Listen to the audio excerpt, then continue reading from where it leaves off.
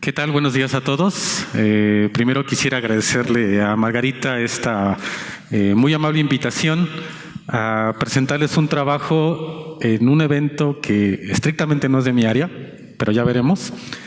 Y segundo, también agradecerle la presentación. De repente suena una larga trayectoria. En realidad no soy tan joven.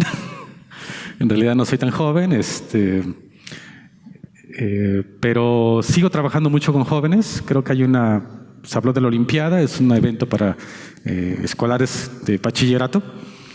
Alguna vez yo mismo participé en esos eventos y ahora me dedico mucho a trabajar tanto con jóvenes universitarios como con algunos todavía un poquito más jóvenes. Lo que les voy a presentar en realidad es un trabajo que está hecho con estudiantes, aunque más adelante seré un poquito más claro con eso. También quiero decir que para mí es un gran placer estar en una instalación como esta, que me pareció preciosa, a pesar de que paso con frecuencia aquí adelante, nunca la había visto, ¿sí? Y en una institución que para mí también es como una casa, ¿sí? Yo estudié en el Instituto Politécnico Nacional, mi bachillerato, y más adelante la maestría también en el CIMBESTAF, que es parte del Instituto Politécnico Nacional. Trabajé un tiempo en el Instituto Politécnico Nacional, entonces es como una segunda casa para mí.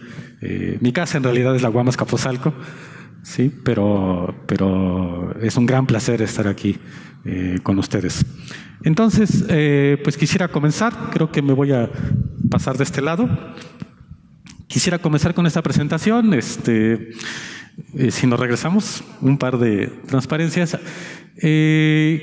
Quiero hablarles de un problema esencialmente de consumo de energía eficiente en trenes. México no es un país de trenes, México era un país de trenes. Tal vez algún día volvamos a ser un país de trenes, pero en un futuro pues no tan cercano aparentemente. Ahora sí, pasamos a la siguiente. Quisiera detenerme aquí. Para venir aquí me leí su programa, que me hicieron el favor de enviar por adelantado, y aparecía una especie de lema para esta conferencia acerca de la energía como motor de desarrollo tecnológico, socioeconómico y cultural de una nación. Y yo creo que este es un muy buen lema, ¿sí? A pesar de que mi área es la optimización, creo que como individuos de esta sociedad o de cualquier sociedad moderna, tenemos que pensar en el impacto que tiene el uso adecuado o no adecuado de la energía. Sí, creo que es vital hacer mención de algunas cosas antes de comenzar, pero en particular un par de temas que van a presentarse en mi presentación es acerca de este desarrollo tecnológico, que México está en ese camino, ese desarrollo tecnológico. Hay países como Alemania, de los que voy a hablar hoy, donde el desarrollo tecnológico está en otro nivel. Y por supuesto también de los aspectos culturales, ¿sí? Por ejemplo, ya mencioné uno, México era un país de trenes, que es una cosa cultural. De hecho, creo que el único tren largo que queda en México es una actividad plenamente cultural, de este tren allá en Chihuahua, ¿sí? Pero un país como Alemania, los trenes han formado parte de su historia durante más de un siglo, 2 siglos, no lo sé por cuánto tiempo. Entonces es un aspecto cultural muy, muy importante.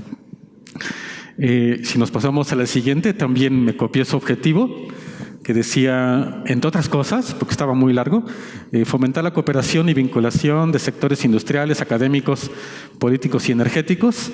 Creo que aquí está muy bien representado un sector académico, ¿sí? Del que formamos parte profesores, estudiantes, que veo por ahí varios, pero que tenemos una obligación, ¿sí? De hacer un impacto en la sociedad, y en particular tendremos que pensar en el impacto político o en el impacto industrial que pudiéramos tener, y tal vez en este evento el impacto es en el ramo de la energía. Sí, eso es una cosa muy importante. Una de mis especialidades es la computación, y entonces de repente cuando uno está en la computación, uno se olvida de que es ingeniero y se olvida de la energía. Sí, entonces, por ejemplo, una actividad cotidiana de un experto en computación es escribir programas. Y una actividad cotidiana de alguien que usa mucha tecnología es tal cual utilizar equipo que use energía eléctrica. Muchos de ustedes tienen uno en la mano, como Margarita, ¿sí? Una computadora. Muchos de ustedes usan computadoras en sus oficinas o servidores. Y con poca frecuencia se detienen a pensar, los expertos en computación, ¿qué significa eso respecto al consumo de energía, al desperdicio de energía, ¿sí? A la huella de carbono? ¿Sí? ¿Qué significa deshacerse de un equipo de cómputo que es básicamente imposible de reciclar? Y todo lo que llevó a la producción de ese equipo de cómputo. ¿Sí? Incluso una cosa más simple, la mera decisión de escoger en qué lenguaje de programación escribe uno sus programas nos lleva a tener programas más lentos o más rápidos para resolver el mismo problema. Y entonces uno tiene que pensar que si el programa es más lento, tarda más tiempo. Y si tarda más tiempo, usa más energía. ¿Sí? Es muy simple.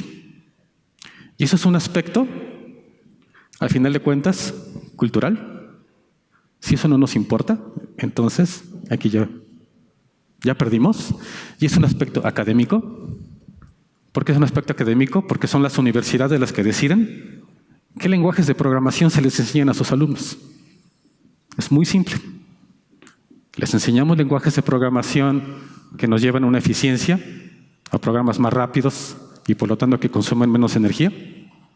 O les enseñamos lenguajes de programación que son simples, que no requieren que pensemos, pero que sin embargo son lentos y que consumen muchísima más energía. Yo a mis alumnos de computación les pregunto casi al inicio de cualquier curso es, ¿qué preferirían? ¿Tener un teléfono celular que tienen que cargarlo todos los días, que creo que es el status quo? ¿O preferirían tener un teléfono celular que tuvieran que cargarlo una vez cada semana o una vez cada 2 semanas? Sí, y creo que la respuesta siempre, preferiría que fuera cada 2 semanas. Y les digo, la culpa es de ustedes, porque escribieron, bueno, algunos como ustedes, a mis alumnos, que escribieron los programas que corren en esos teléfonos celulares y que consumen la batería rápidamente. Entonces, todo lo que les he comentado hasta ahora son simplemente las restricciones logísticas del problema. ¿Sí? Lo que los usuarios de estos trenes podrían darse cuenta que algo cambió. ¿Sí? Y lo que queremos es que en realidad no se den cuenta. Y sin embargo, ahora empieza la parte que corresponde con la energía. ¿Sí? Les comentaba cuando comencé más o menos la plática que un tren durante su operación, en particular cuando arranca, necesita consumir una gran cantidad de energía para lograr la velocidad de crucero. ¿Sí? Esto se ve más o menos en esta gráfica, que es una gráfica donde cada punto significa cuál es el consumo instantáneo de energía de ese tren. Entonces, en la parte roja, conforme el tren comienza a arrancar, ¿sí? Necesita más y más y más y más energía, hasta que en cierto momento, que es más o menos por aquí, alcanza la velocidad de crucero. Una vez que alcanza la velocidad de crucero, el consumo de energía se cae. Es esencialmente cero. ¿Sí? Entonces lo ven ahí como en la rayita. La parte azul de las gráficas que les muestre, que no van a ser muchas, significa que el tren comienza a generar energía. ¿Sí? Entonces eso significa que este tren en particular comenzó a frenar en este instante. Entonces, pues va tan rápido todavía que produce muchísima energía. Y luego, conforme se va desacelerando, deja de producir energía hasta que se detiene. ¿Sí? Entonces, eso es más o menos lo que nosotros llamamos una onda de consumo de energía. No es que sea una onda periódica. ¿Sí? Hay una tal onda para cada viaje. Y entonces a nosotros nos proporcionaron datos sobre cada uno de los viajes de cada uno de los trenes que hemos hablado por cada segundo. ¿Sí? Entonces consideren cualquier viaje en tren, no sé, que dure media hora, ¿cuántos segundos son esos? A mis alumnos de computación les digo que eso sí tienen que saber. ¿Cuántos segundos hay en una hora? ¿Sí? Y ahora multiplíquenlo por la cantidad total de trenes y viajes de los que hemos estado hablando. ¿Sí? Entonces empiecen a pensar ya cuántos datos son esos. Ya no estamos hablando de decenas de miles de datos, sino empezamos a entrar al terreno de los millones o decenas de millones de datos con los que tenemos que trabajar. ¿Sí? Entonces, eso nuevamente es para que nos espanten. Los problemas un poquito de verdad están por ahí en ese rango de cantidades de datos. La siguiente. Ok, entonces había que terminar de modelar este problema. ¿Sí? Muy rápidamente debo tratar de decir una última cosa que no he comentado. Hablé esto de los picos. ¿Sí? Les decía que si tengo un pico de consumo de energía, entonces tengo que pagar mucho más. Entonces, la forma en la que los alemanes quisieran resolver sus problemas de picos es que en realidad nunca hubiera. ¿Sí? Y la forma de decir que nunca hay es que básicamente queremos encontrar de lo peor que puede pasar en un cierto intervalo de tiempo, qué es lo mejor que nos puede pasar. Un problema clásico de los que se llaman minimax. ¿Sí? Quiero minimizar lo peor que pueda pasar. Ese es el objetivo general. De hecho, esto introduce una no linealidad en el modelo. ¿Sí? Muchos de ustedes tendrán experiencia con modelos lineales y modelos no lineales. Esto introduce una pequeña no linealidad en el modelo que se puede resolver. ¿Sí? La siguiente, por favor.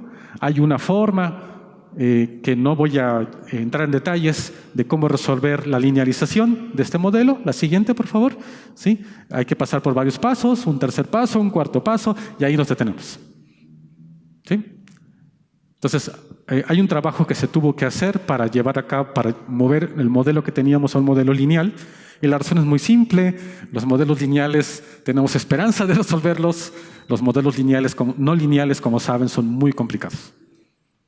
¿Sí? Bueno, a veces no. Si son de una variable y eso no son complicados. Cálculo diferencial y ya. ¿Sí? Pero aquí estábamos hablando de modelos ahora ya con millones de variables que tienen que ver con los datos de los que mencioné. Con este modelo, mis estudiantes y yo lo implementamos de alguna manera.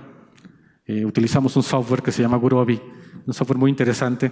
Si no han oído hablar de él, les recomiendo que averigüen un poco. Tal vez en su área funcione, en mi área funciona muy bien. Y resulta que logramos resolver a optimalidad 5 de los 10 casos que se nos presentaron.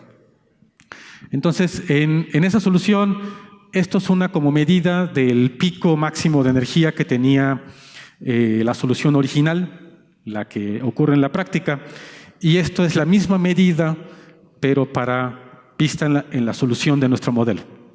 Y a la derecha lo que tengo marcado es el ahorro correspondiente. ¿Sí?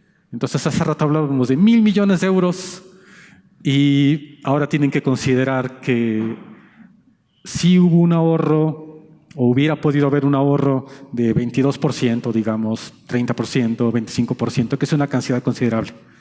De hecho, de 1.000 millones de euros, % es una cantidad considerable. ¿Sí? Digamos, si le trabajaran a alguna planta química gigantesca y le ahorraran 1% de sus gastos de operación y a ustedes les pagaran el 1% de eso, serían felices. ¿Sí? Entonces, ahorita estamos hablando del rango de 20%. Ok, más o menos así es como se ve la cosa. Esta es una onda de tiempo de un caso completo, digamos la ciudad. Voy a pensar, esta era una ciudad pequeña, posiblemente alguna como Hannover o como una ciudad más pequeña, mucho más pequeña que Berlín, que Frankfurt. Y esto es la operación como la tenían. ¿Sí? La parte roja que ven allá es estos picos de consumo de energía y en particular pueden ver este pico de consumo de energía, que seguramente también corresponde con la hora pico de utilización de los trenes en Alemania. Y lo que ven abajo fue la solución que nosotros proporcionamos. Entonces hay dos aspectos que deberían notar. El primero es que la solución de abajo ya no tiene estas varianzas enormes entre un periodo de tiempo y otro, sino son más bien pequeñitas. ¿Sí? Y lo segundo, que no es tan claro en esta figura que les mostré, es que aquí la altura, digamos este 100%, ¿sí? Acá se convirtió en aproximadamente como el 75%. ¿Sí? Pude haber tal vez hecho una mejor figura con el cuarto cuadrito para que se viera más claro que se bajó como un 25% en esta instancia. ¿Sí? Ok, entonces, ¿cuál fue el problema? El problema fue que eran 10 casos, y solo habíamos resuelto 5. Y de los otros 5, no solo no los resolvimos, sino que ni siquiera podíamos encontrar una segunda solución, de lo enormes que eran esos casos. El programa que utilizamos agotó la memoria, a veces rápidamente, a veces no. El tiempo de cálculo de la solución fue, al menos en uno de ellos, como de un mes de cálculo. Entonces no era imposible, pero un mes de cálculo. ¿Sí? Voy a regresar a este tema tal vez al final de la plática. Y había algo que hacer. Decíamos, era obvio que no podíamos entregar nada más el 50% de la tarea a reprobar. ¿Sí? Y queríamos siquiera pasar, ¿no? Queríamos ver cómo nos iba, ¿no? Entonces, una idea que se nos ocurrió, que fue, si lo piensan ahorita va a ser bien sencilla, van a decir, ¿cómo es que no se les ocurrió rápidamente? Fue, pues que si nos daban un dato cada segundo, el tamaño del modelo aumentaba a los millones de variables rápidamente. Y sin embargo, uno siente que lo que pasa en un segundo y lo que pasa 10 segundos después, pues tal vez no hay un gran cambio. Uno subido en un tren, no sé si ustedes han subido en trenes, pero la verdad no siente la diferencia de un segundo y 10 segundos después. Entonces se nos ocurrió la idea de decir, ¿y por qué no agrupamos los datos de alguna manera? De modo que en lugar de tener un dato cada segundo, tengamos un dato, qué sé yo, cada 10 segundos. Y vemos qué hacemos con eso. Soluciones factibles deberíamos poder obtener. Óptimas, pues quién sabe. ¿Sí? Seguramente no. Entonces esta es una estrategia como heurística. Tal vez la palabra heurística les suene a muchos de ustedes. Y a veces sirve, sobre todo con problemas gigantescos. ¿Sí? Entonces vamos a pasar a la siguiente. Entonces resulta que esta idea, no la voy a elaborar mucho más, nos permitió, por ejemplo, estas son las 5 instancias que nos faltaban, y en una de ellas tuvimos que agrupar los datos cada 20 segundos para siquiera poder obtener una segunda solución. Pero ya esa segunda solución nos marcaba una mejora de 38%, o de 24%, o de 12%. Entonces ya era una mejora significativa. No era la solución óptima. ¿Sí? Al menos no lo sabíamos. De hecho, después revisamos que no, que ninguna de estas era solución óptima. Sabíamos que no podíamos mejorar de aquí, estos que se llaman cotas inferiores, no podíamos mejorar de ahí, pero esto es lo que nos decía qué tan lejos estábamos de lo posiblemente óptimo, ya no muy lejos, ¿sí? Con problemas de millones de variables y estar a 0.05% de optimalidad, no es tan feo, ¿sí? Es bonito, pero vamos a la penúltima transparencia. En esta penúltima transparencia son nuestros cálculos finales. Resulta que seguimos trabajando, hicimos unas cosas más complicadas que no tiene el caso explicar en esta conferencia, donde mostramos los valores originales y los nuevos, y los nuestros. ¿Sí? Y en la derecha les muestro qué tan cerca de optimalidad estuvimos. Hubo un caso de, todavía estuvimos a 7% de optimalidad. Y esos fueron los resultados que enviamos a la competencia. Alguien me preguntaba ahorita que estábamos afuera, ¿y dónde fue la competencia? No, la competencia duró 3 meses y por supuesto cada quien compitió desde su institución. Hubiera sido feliz 3 meses en Alemania, por supuesto, pero todo esto lo hicimos en nuestra universidad. Los demás participantes lo hicieron en sus propias instituciones, con sus propios equipos, ¿sí? Con el propio software que tuviera, con el propio capital humano que tuvieran. ¿Sí? Y esto fue lo que enviamos.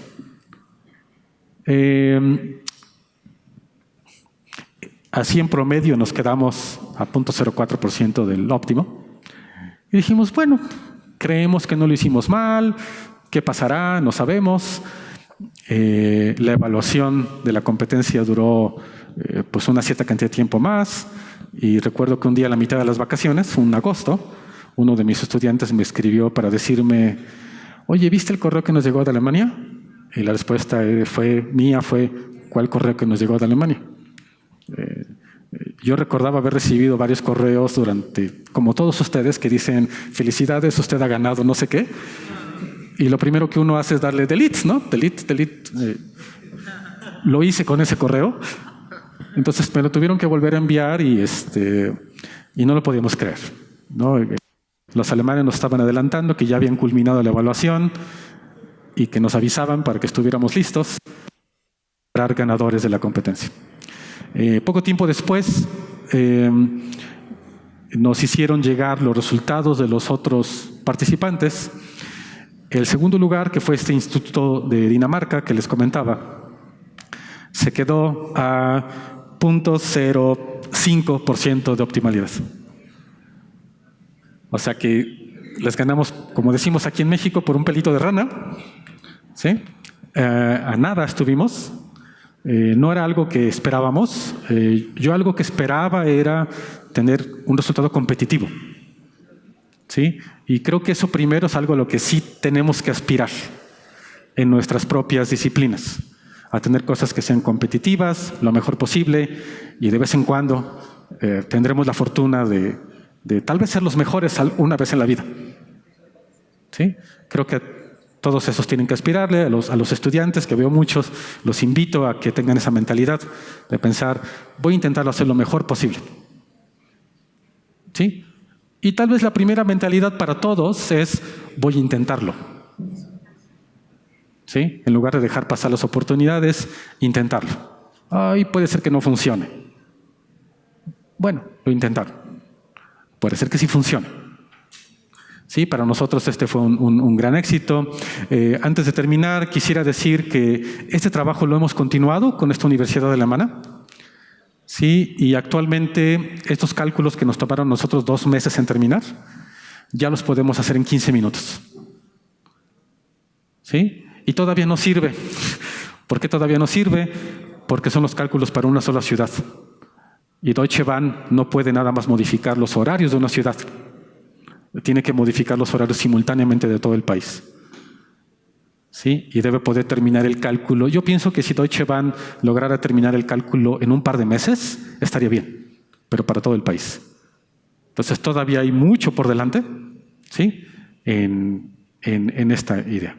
¿Sí? Pero no solo en esta, sino en la que cada uno de ustedes desarrolla con sus trabajos de investigación. ¿Sí? Entonces, pues, muchas gracias.